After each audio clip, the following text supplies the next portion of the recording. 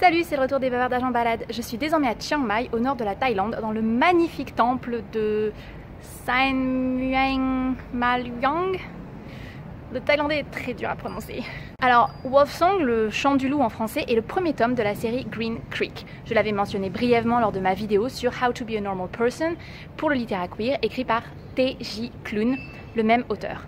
Le deuxième tome de la série, Ravensong, vient de sortir. Je l'ai commencé et il a l'air encore mieux que le premier. Commençons par le résumé. Deux événements ont une influence majeure sur la vie d'Ox. Le premier est lorsque son père se barre en lui disant qu'il ne vaut rien. Il a 12 ans. Pour le deuxième, il a 16 ans. Il rencontre un gamin qui lui dit qu'ils sont épiques et géniaux comme le sucre d'orge et les pommes de pin. Ce gamin, c'est Joe Bennett et c'est la première fois qu'il parle en 2 ans.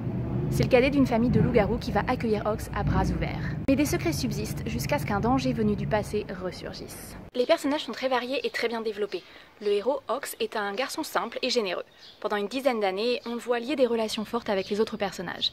Il se construit autour d'eux, luttant contre l'influence négative constante que son père a toujours sur lui. Joe est son âme sœur. Ils ont 6 ans de différence et je tiens à préciser qu'absolument rien ne se passe tant qu'il n'est pas beaucoup plus âgé. Je ne veux pas en dire trop pour ne pas spoiler l'histoire, mais soyez assurés qu'il n'y a rien de malsain concernant l'âge des personnages. Joe est super choupi, malgré le fait qu'il ait énormément souffert durant son enfance. Gordo maintenant est une figure parentale pour Ox. Il lui donne du travail dans son garage et l'aide, lui et sa mère, lorsque personne d'autre ne le fait.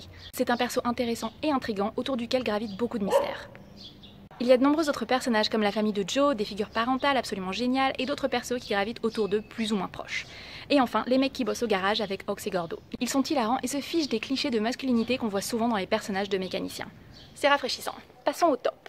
Les liens de meute. C'est un de mes tropes préférés et il est développé à la perfection dans Wolf Song. Les personnages apprennent à se connaître, nouent de vraies connexions et on peut vraiment sentir la force de leurs liens à travers tout le récit. Est-ce que je vous ai déjà dit que j'adore les loups-garous ? L'écriture est très originale et extrêmement vibrante. Klune parvient à faire passer énormément de choses à travers ses mots.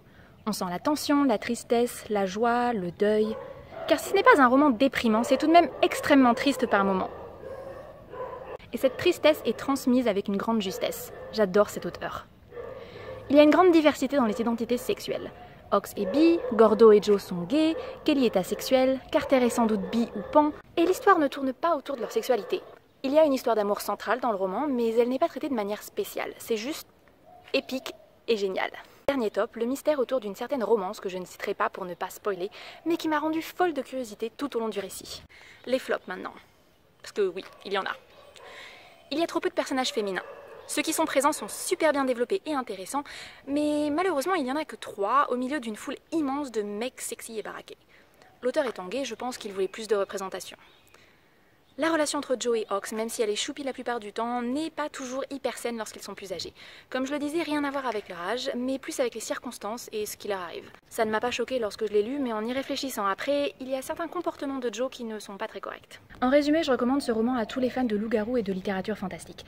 Il m'a brisé le cœur, il m'a fait rire, frémir, j'en voulais plus. Et j'ai désormais plus entre mes mains, donc je vais vous laisser et avancer dans Ravensong. Je vous laisse avec quelques images de ce temple dans lequel j'ai tourné. Bye!